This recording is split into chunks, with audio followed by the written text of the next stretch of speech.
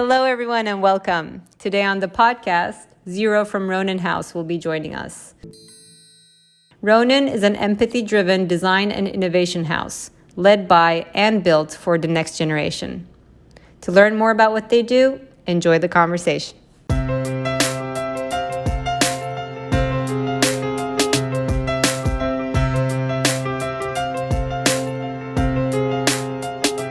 Hello, everyone. Welcome to our podcast. Today, we have the great pleasure of chatting with X. He's founder of Ronin House. Welcome. Hello. Oh my God. Wow. It's just like, it really is 7 a.m. It's crazy. Well, thank you so much for making the time at 7 a.m. in the morning. At least the weather is nice, but as I'm not a morning person, I feel, the effort that you're putting in right now. So I really appreciate you for that. But please tell us more about yourself and Ronin House. Eek. Okay. So funny. Someone from your team was telling me to write a bio, and I sat on an empty page staring at it for an hour. But hi, I'm X. I usually would, tell people first and last name intros, but I think I've been doing my best to be in the shadows just because of some of the work that we do, at least for us as a company. And this is hilarious because this is news to you, Pinar, but I'm just gonna, I guess this is the first time that we're publicly saying it. But we're an innovation consultancy and venture studio hybrid, grounded in youth culture. We believe that youth culture is a vehicle to shape the future, because the experiences of someone's youth last a generation.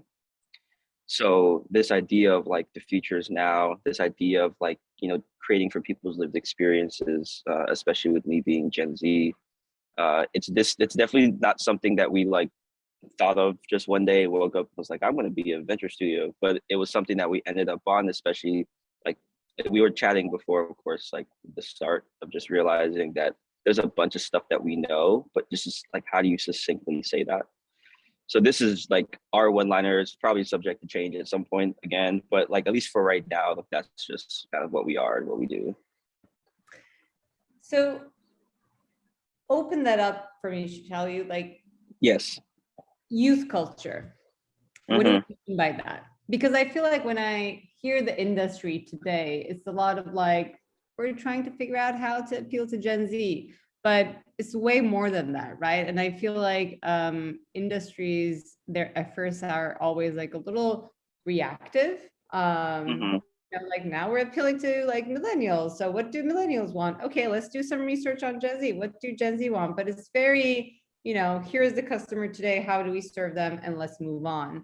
But I think when you say culture, it's a little bit like broader than just supply demand. So please elaborate. Yes. Okay. So for me, I've always been fascinated with this idea of reimagining the role of business in the human experience. To get very, it's not Gen Z. I think it's just very meta, but I feel like at least definitely in the States, like capitalism, for better or for worse, is the reason for all of our problems. Because it's this weird cycle of I'm gonna, I need to do something tomorrow, but at the expense of the future. And I think Gen Z, for better or for worse, especially with me just having to learn all the things that Gen Z doesn't know, because I literally had to realize all the things I didn't know at 25. It put me in a position where I was just overwhelmed with how much of my existence was calculated, especially with social media, with television IPs, just everything that I knew and loved. Like the idea of me loving it was someone else's thought. And there's definitely something to be said about marketing to Gen Z, but it's just funny because like that's just not our company. Like we just don't care to market to Gen Z. So this idea of youth culture is like, okay, so for like, and this actually funny enough, it was like the ethos of the Design By Festival for DID, was this idea of how do you sell mentorship to a 12-year-old? Yeah. Because if you just think about it, it's like, okay, I can logistically, especially with the intelligent Gen Zs, like I can tell them what mentorship is. We can have discourse about it. You can tell me it's valuable. But if you don't leave that conversation actually engaging in mentorship, I have to ask myself, is it my fault or is it yours as a 12-year-old?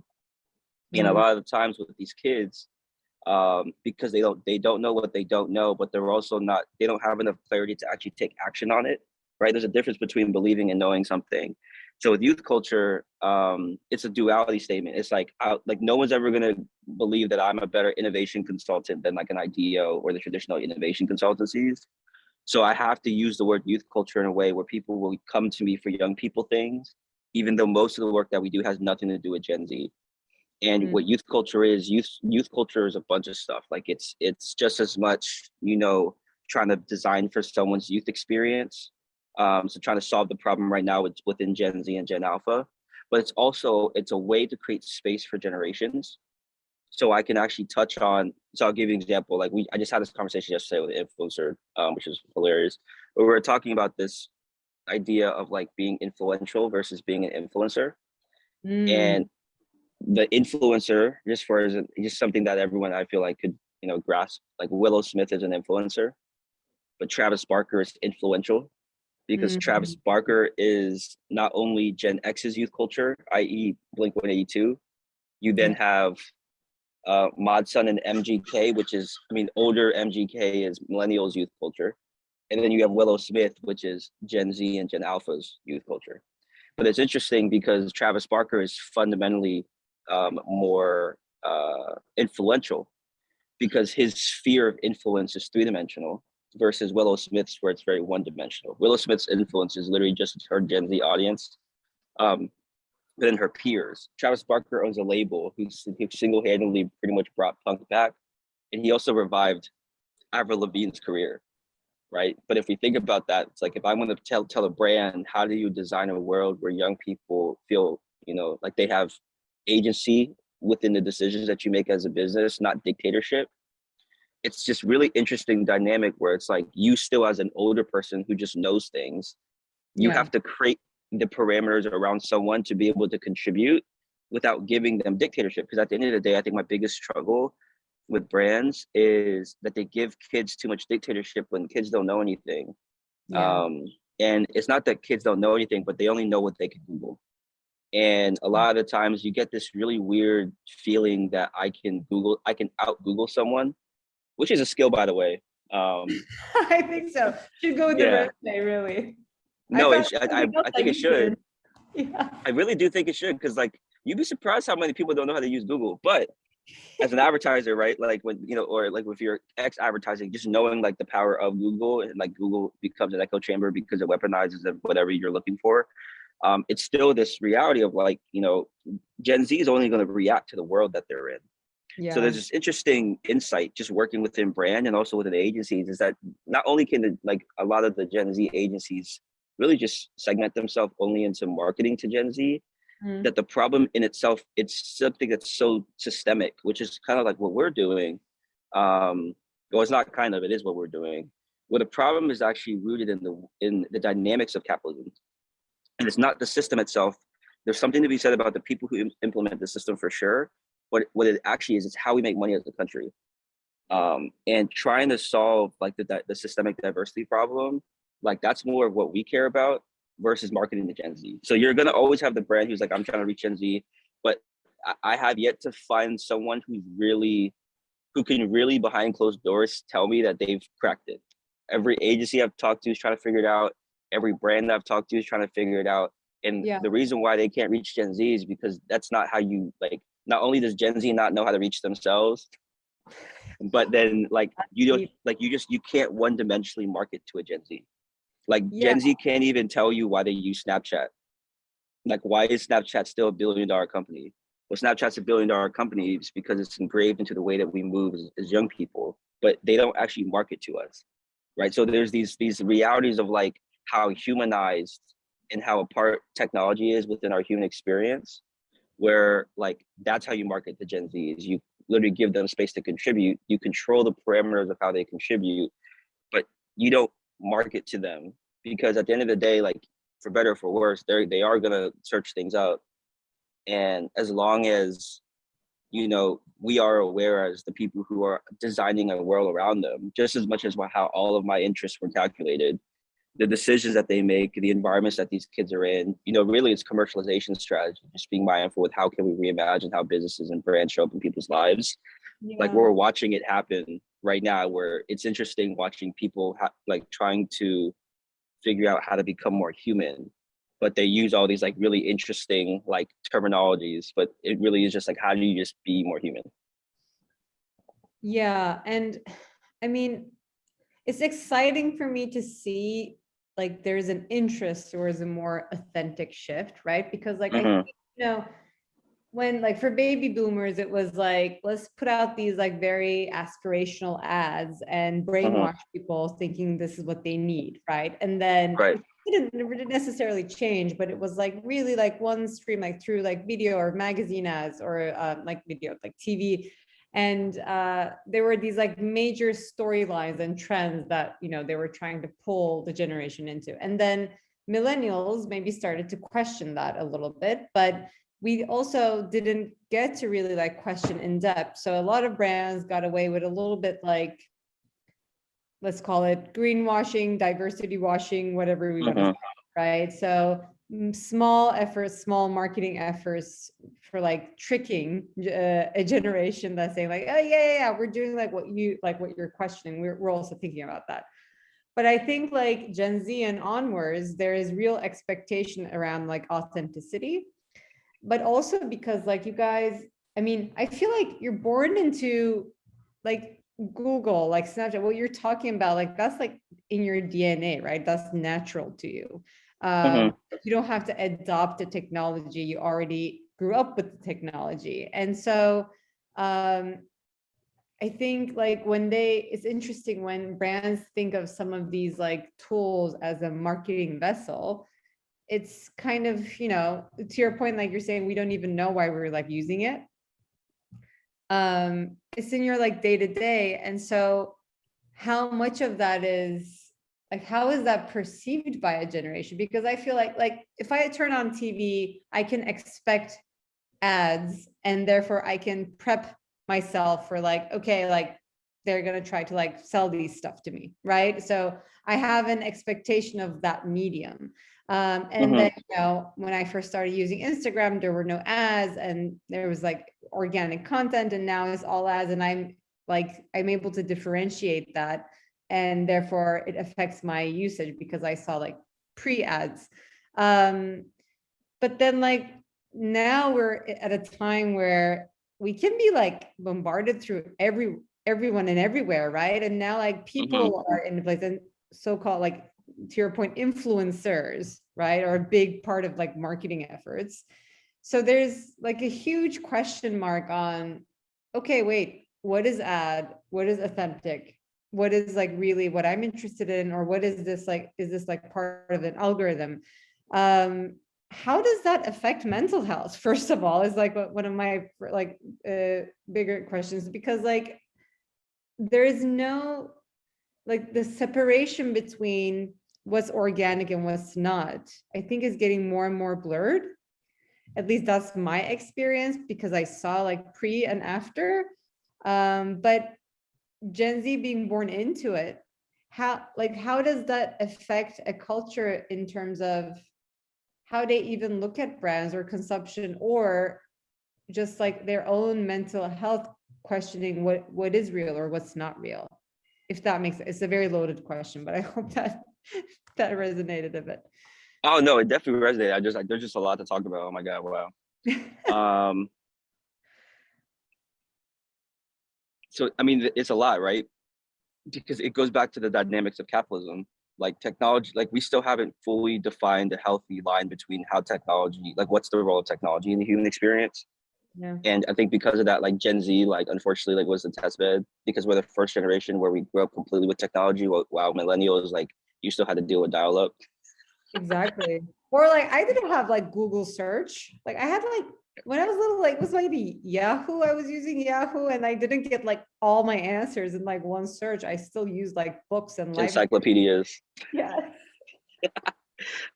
Yeah, but I think that's the interesting thing is like, and you know, I think as an innovation company, and then two, just like having to like, I mean having to build a Gen Z team, and then me also just learning just all the things I don't know and failing a lot. I think we've just learned this reality of like it is the system, or like it's the dynamics of capitalism. It's like everything that we like is like weirdly calculated. And like I keep saying that, but it's just like so interesting because like when as brands keep pushing brand narratives, as brand keep pushing influencers, like it's just like maybe I'd say 10, like maybe 5 to 10 years old, that like how influencers and brands work together is now finally demystified. But before, like everyone was just like they just didn't know how that works. And really young, like Gen Z still doesn't really know how that, like how deeply calculated the ad industry is. Yeah. Especially like big ads, independent ad agencies, creative agencies, like it's such a interesting market. That I'm like, I don't know, it's a lot. I'm like trying to succinctly like take you down a conversational journey just in like all the different challenges, because like I mean if I start at young people, like when you grow up with Instagram, it's such an interesting dynamic. And I think to your point, like when you said mental health, like that's such a key point, because that's like the grounded relatability with Gen Z, like because like I will 100% guarantee that a lot of us have dark humor, like really really dark humor. Now the interesting dynamic though is like because of that, we're all aware. I think we're more self-aware about all our shortcomings, but we'll never project it. Like the way that we project it is actually through action, it's not through words. Because for me, like growing up with Instagram and like being on it all the time, I would give myself all the reasons why, like, if you weren't on Instagram, you were weird. And now you will catch me dead on Instagram. Like I will not be on Instagram. You won't see me on any social media. I just don't use it. And like, there's something to be said about like just I don't want to say poisonous, but just like how much it really does like affect your value system. Like when you're on Instagram, like your value set is actually really defined based off what you're looking at. If you spend your time based off Instagram, like you'll convince yourself that there's a stronger sense of value. And once we started changing the way that we're living and changing the way that we were working, Instagram just became a nuisance. And the interesting thing about like a lot of the Gen Z people I know, and really this has really been every Gen Z I've ever came across, is that when I'm on a one-on-one setting with them in person, they can tell me all their shortcomings, like all of it. Like they're so self-critical, it's like crazy. That also I have my thoughts about that because that's also by design. Which is i.e. the creative and ad world, but you know I had my bone pick with that. But then there's this reality that even though they say that, they can succinctly tell me all their challenges, they won't change. And knowing this reality that acceptance there to their yes, shortcomings. Okay. and that's the sad part. It's like a brand has perpetuated this reality where even the tech platforms, like them knowingly making things addictive, like it's a science to how they keep people on platforms. Right. It's like I'm not gonna look at a young person and be like, why are you depressed? Stop being depressed. Because I'm like, the young people are just entering a world that by design was not built for them. And for me, I'm like, because I am the young person in a lot of these rooms, I'm like, what are you brand going to do about it? And I think that's the fun design part of the conversation, because it's not one dimensional. Like marketing does not work. Like the only thing that marketing works at this point is when it speaks to some sense of value, right? Just going back to the basics of marketing, it's like it's awareness, right? Like, but the way that companies weirdly manipulate people into buying things, it's slowly starting to die out. Like the weight of influencers when they have brand campaigns, it doesn't work as strong as it used to. You're having brands focus so much on experiential and personalized experiences because they can't reach, like you can't segment someone. Like just because someone's a gamer, it doesn't mean that they're a very specific type of person. Like culture in communities becoming ageless, which I like it was already ageless, but there's just so much pronunciation now around it being ageless that I think it's just like young people just I want young people to know that they can contribute, but I actually want them to know that they can contribute, but I'll never put it on them to be the ones to figure it out. I think that's my challenge. And I think brands, as brands trying to figure out like what's the future of work, the future of brand post-COVID, like what's the future of commercialization, like how do we solve these systemic challenges within diversity, which is why I'm so happy all these innovation districts and cities are popping up around the country. Like as everyone's trying to figure it out, everything just coming back to being more human. But I still think that with Gen Z, like we were like the test pilots, and then Gen Alpha and everybody after us until we figure out like what the role of technology is in the human experience, and then really going above technology, because technology is still a business. Like what is the role of business in the human experience? Right. I think until we address those conversations, and people who are really, really, really, really, really good at their jobs start addressing how they perpetuate the problems. Because I mean, Pinar, like when we first connected, like my biggest problem, or my biggest challenge from when we were doing stuff within like the organization that you and I are part of, not to put the name out there, is that the people who are in the organization perpetuate the same problem that we're trying to solve. It's like, if these organizations are the ones that are working with brands, why are we trying to create something when you're the one that perpetuates the problem? Yeah. And this idea of like young people just are so not aware, like that's the thing that's interesting to me about Gen Z, is that like the youth experience is such a special time growing up as a human, especially like lately, where you're just so ignorant to so many things that you genuinely feel like you can do everything. And what happened with social media is that they've created a world where we're so overwhelmed with all the things that we feel helpless to, whether it's our friends, whether it's, what's happening, in Europe, like what happened, like for me in the Philippines, 5-10 years ago. Like there's there's such overwhelming amount of negative information that you can't help but feel helpless. So like even just this idea of activism, it's because we, of course, like we feel like the world shouldn't be like that. But I think my challenge is, because brands are also like going back to like brands, not talking about Gen Z anymore, brands are reactive because they're afraid of people that they don't understand. So there's a loud part of Gen Z, right? Which is, I'm gonna go on Twitter and cancel the world.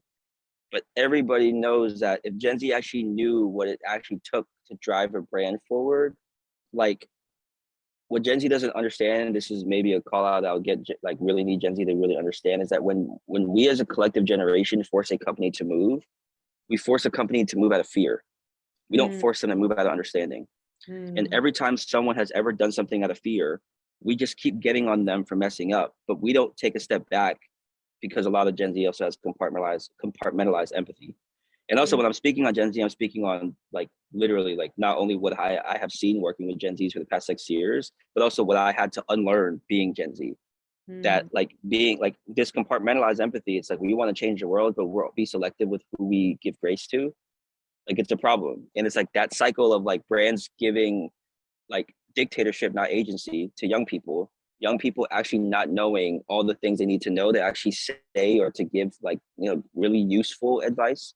This is weird dynamic of I as a brand, I'm afraid to react to Gen Z because Gen Z is loud. But really, it's just like, it's not really, because if Gen Z is a third of the global population and like you're afraid of 1 million impressions, like I think you got to really think about like what scale is and how much of Gen Z actually agrees with like what happens, like with what people claim like is Gen Z. Because that's the interesting thing. Like you definitely have the loud Gen Zs, and you definitely have people like myself who are more like behind the scenes, like just don't agree with a lot of the narrative, especially with how people paint Gen Z, and also just don't agree with the methods. It's just like, I don't feel like talking is going to solve the problems for me personally. So I'm the type that's like, yes, what you're doing, being loud, is needed, but I'm gonna go over here and leverage the loudness to get in and actually do the work. Like that's personally how we move. So there's I'm never knocking what people do, but my challenge is, if I'm looking at that problem of Gen Z getting loud because they were just delivered a world that they didn't ask for, which is so valid, it's hilarious. But then also brands not understanding how to show up in people's lived experiences, because like even the diversity pipeline problem, like if we're trying to pull from a 1% of a 1% pipeline, it's like the problem is never to go find more people within that pipeline. The problem is to expand the pipeline, right? Like how do you expand the people who are interested in certain things? Because like the diversity problem is still a volumetric problem that's relative to accessibility. It's not relative to, I'm just going to go look at you, dissect you by, your beliefs, your identity, or your culture, and then just hire you for that reason, because that's how things in itself become racist again. So it's like there's this reality of like people don't want to go down to the depths of how do you solve that challenge, which is you have to go down to how you show up in their lived experience. So just as much as someone wants to grow up being an Apple employee, it wasn't because of just Apple products. It's because every time that I remember Apple, I remember the people that told me the products. I remember Steve Jobs showing me the products. It wasn't just an inanimate product that just showed up on the shelves. Like there was someone that was working that I like. There's a human, and like I'd be, someone would be lying to me if they told me that they grew up, especially Gen Z. I would say older Gen Z, so like anyone 18 and 25, like that grew up not wanting to work at Apple at some point. And it's just like, but that level of intention that someone like an Apple, and this is like I said, Apple's not they're not the greatest company, but just their level of intention that they had. I'll still call on brands to figure out how to do that. And it's not even just brands, but it's brands in the brand ecosystem. So that's just as much agencies, that's just as much VCs, that's just as much startups, because that's the thing that they don't understand. Because especially with this idea that Gen Z is not loyal to jobs, they have the lowest retention rate because they'll leave in 3 weeks if they don't align. That my struggle with that narrative is that it's relative. I have 24-year-old Gen Zs that don't even know what they can and can't do, and that's still a problem. It's not like people say they're money driven. I'm like, yeah, money only drives you when you realize money's not what you want, right? So the young Gen Zs or anything in the workforce, they believe it's money, but give them 2-3 years, like all of my friends, they're like, nah, like I can't do this anymore. So they quit. They try to become a creator. They try to, and I have my own bone to pick with that. They have all these different things, because guess what? The struggle is they still don't know what they don't know. And I just don't, for me personally, I just don't like how it's always your fault. Like if you don't know what you don't know, it's your fault. And I'm just like, if we grow up in a world of technology where we believe that we can Google what we Google, and that like that's supposed to answer our problem. Like that's the problem with Google, is that if you don't know what to Google, you're screwed. So if you don't even know, that's the real answer. That's a whole other like. Oh my God, yes, yeah, because everything's advertised and weaponized against you because of SEO, right? So like that's what I'm saying. Like there's such a systemic problem with the way that we are. I say we as a society that's supposed to protect the youth generation. Yeah. How we are holding ourselves accountable to driving and living like systemic change. I think that is in essence my challenge, because it's not just a Gen Z problem, because like I'll just never believe that Gen Z has to be the one to change the world. I love that we're loud enough to say something. I would ask us to realize that, you know, if things were just that easy, that it would have been done, and there's a lot more complexity to that. But then it really is, I'm going to really more so hold the brand, because at the end of the day, the brands and everything in between are the economies.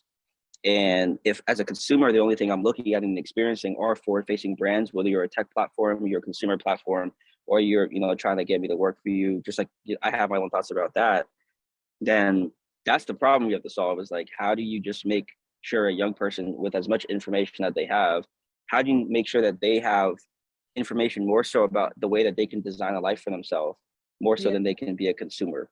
And this goes into the whole, and going back into when you were talking about like something that I wanted to talk about, like the biggest thing that I wanted a piece of advice is for brands to stop perpetuating this idea that young people can be creators. Like when you say the word creators, what's the first thing you think in your mind? Influencers. And anyone who's in really, really, really in the influencer economy, especially like the bigger ones, it's a super toxic environment.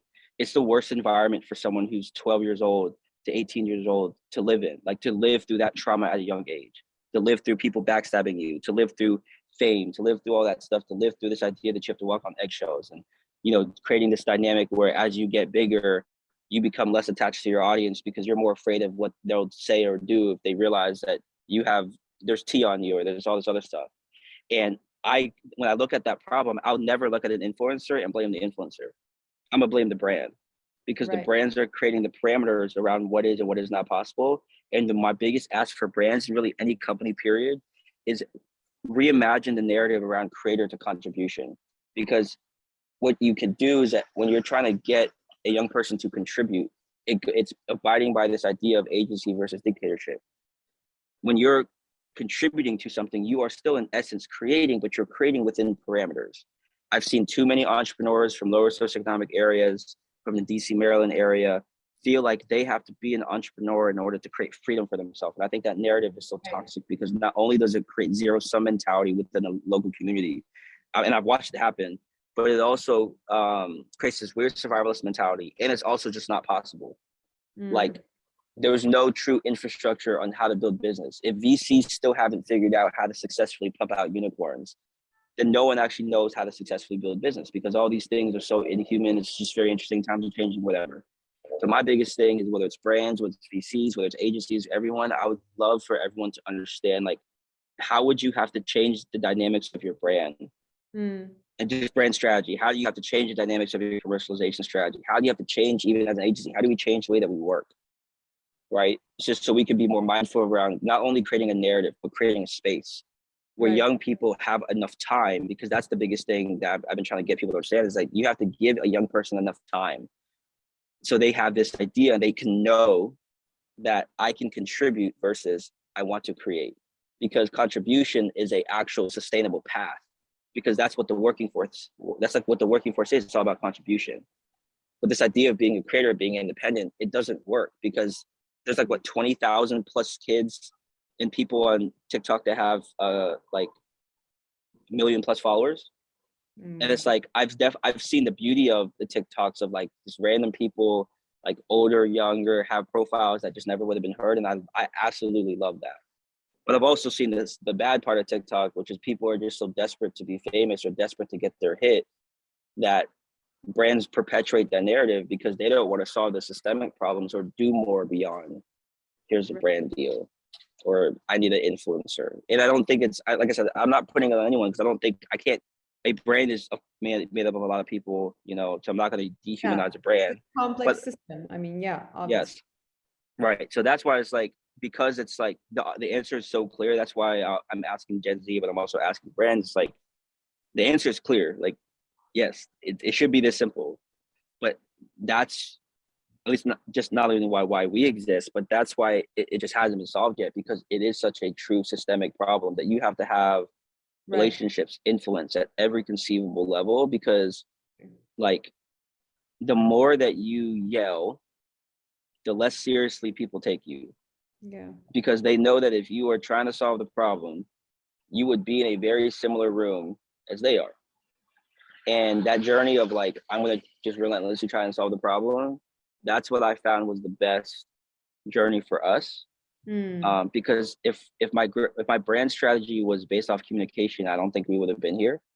But my brand strategy was actually built off of organizational design and movement, which is why I was saying that the Ronin House living was such a core component, because I fundamentally, as a non-venture backed bootstrap company for the past 6 years, we literally never had the capital to survive long enough for me to know that my communication strategy was wrong. Every time that we do something, and when we're moving, whether we're building a company, whether we're consulting against something, whether we're driving insight, it doesn't really make a difference. We have to know that we're right, because we fundamentally don't have the money to be wrong. Right. And it puts us in a very interesting like ethos as an innovation company, and also just a venture studio, because like we literally everything we do is different. Yeah. Like we still end up delivering the same thing, but our thought process, the way we get there, like everything is so human, because we were the ones that not only had to unlearn the things we had to unlearn, but we had to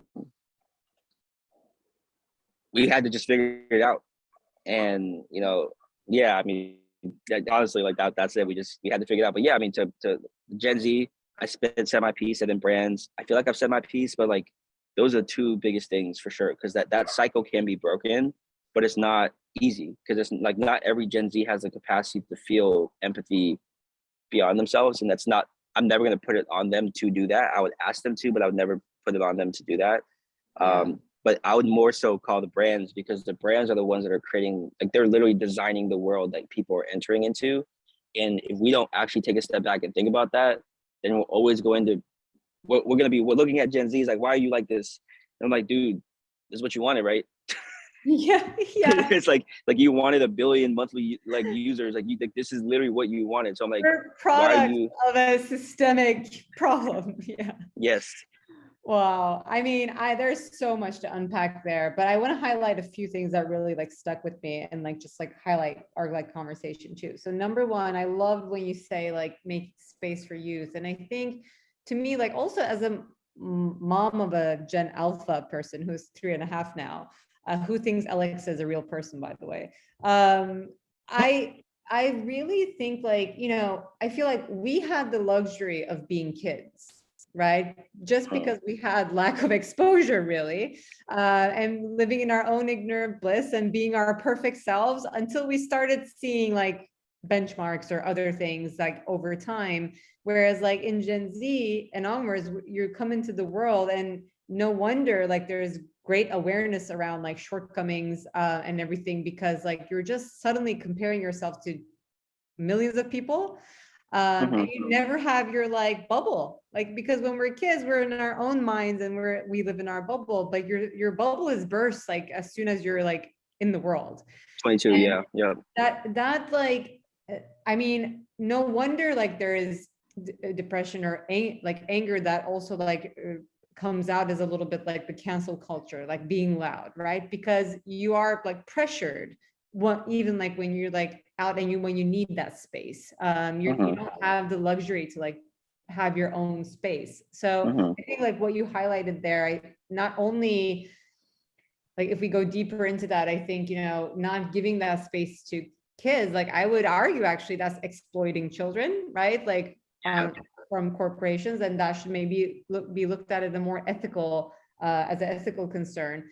But also that, I mean, I love, like, I also see, I have like Gen Z cousins and like friends around me where I see like much more openness to also just accept yourself as you are and heal.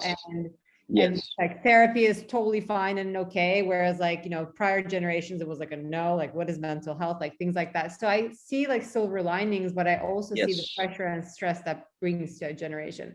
And so, and to your point, with this density of content, obviously marketing stops working, right? Because like you in the end, we're human, and so you have so much attention span, so what do you give that to?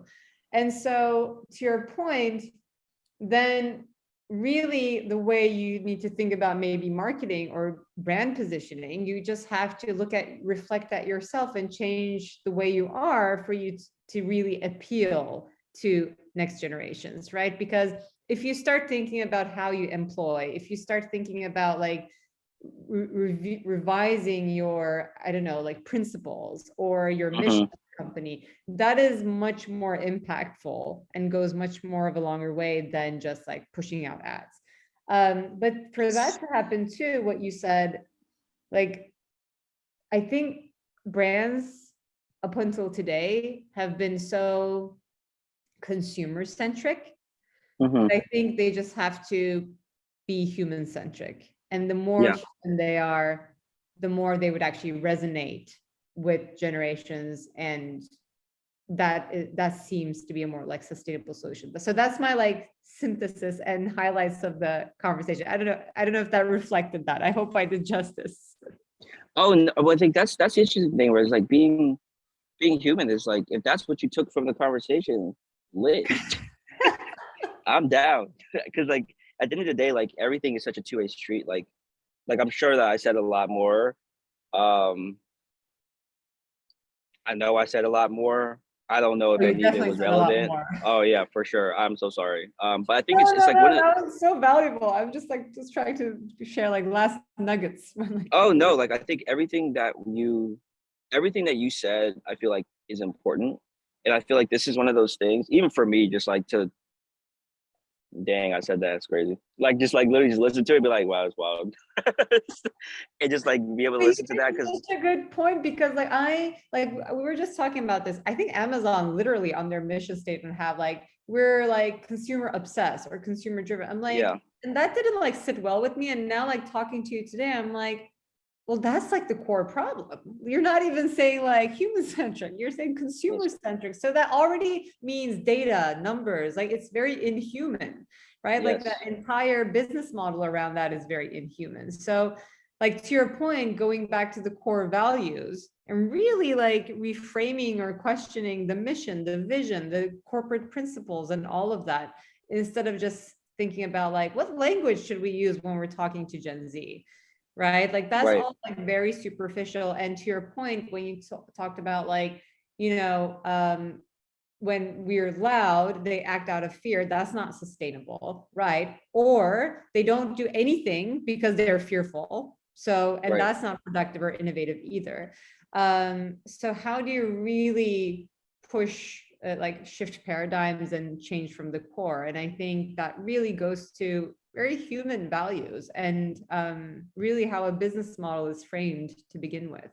So I love how you positioned Ronin House for that reason too, because you could have easily become kind of like an agency that supports brands to connect to Gen Z, right? Like, and that comes so straightforward to brands that they would be okay with spending money on that. That's from the marketing budget. Yeah. But I think like what you said, like making space and create, like also like advocating for youth. I think like that's Yeah. really like how I see you guys. I really, really, really appreciate that. And I think that's what makes you unique. Really. And that's why I'm happy that you made the time today and like talk to us. Oh yeah, no, I appreciate it, and thank you for that. I mean, that's been a biggest struggle because like I'm never gonna knock Gen Z marketing companies. I think it's cool that young people have been able to reach that, but for us, that's just not what we care about. I'm like, let the experts in that field do that. Yeah. Because like even just by design, them being able to do that, like that's all by design, and like that's not something that we care for. Like we care about trying to solve the systemic problem. So to your point, like it has been a challenge. Like from inception, we didn't start here. We started off as a production company making videos. As we got bigger and just trying to understand the industry, I like really did not like the ad industry. I didn't like the creative industry. So trying to find our place, like the question of what are we, like solving our own identity crisis, like that has been the journey. So like trying to figure out, why do I have VC friends? Why am I an advisor of this company? Why am I working with this brand? And like just trying to have answers for all those things. It was like our entire journey is just a culmination of solving our own hows, never our why. Like we always knew why we're doing what we're doing, but we always were trying to solve our own hows. And I think once we started solving the how, of like how are we going to get this done, how is this going to work, our brand strategy came from us just being grounded in the work, but it was very, very, very, very, very painful. And it still kind of is, if I'm gonna be honest, very, very, very, very painful, because there's just a lot of like learnings. Like I'd say never losses, but a lot of learnings that we're in just like this weird cycle of like, yes, like we are trying to create the future of brands by getting brands and really agencies and really everyone in between, VCs and startups as well, to understand that the systemic problem that they're trying to solve it's multifaceted. It's like reimagining yourself in someone's lived experience, especially the youth experience for like Gen Z and Gen Alpha, but it's actually leveraging youth culture, because everybody has a youth experience, in order to create a common ground of what happened in your 20s or in your late teens that shaped or traumatized you for the rest of your life. Because literally, like the boomers, Gen X, millennials, everyone is just reacting to the things that they did or didn't have in their child experience, whether it's generational family trauma, whether it's the socioeconomic environment that they're in, whether it's like identity crisis because they were maybe the one minority and they were white people.